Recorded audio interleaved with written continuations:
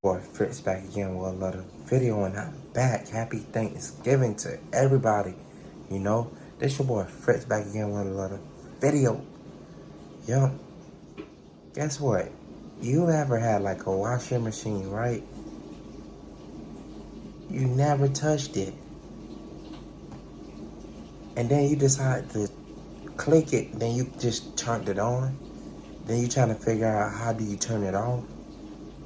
So I'm like stuck in that little situation. I turned my little washing machine on, and I don't even know how to turn that up.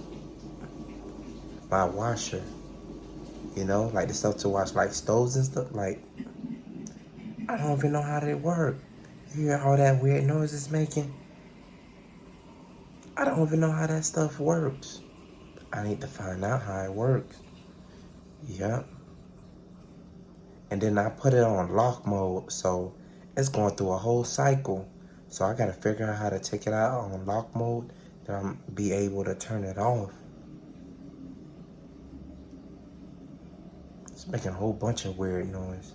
A washing machine. The little one for stove, like for like plates and stuff. I said stoves. I ain't gonna lie, my stove, it could clean itself too. It's like amazing, like all these new technology. Yep.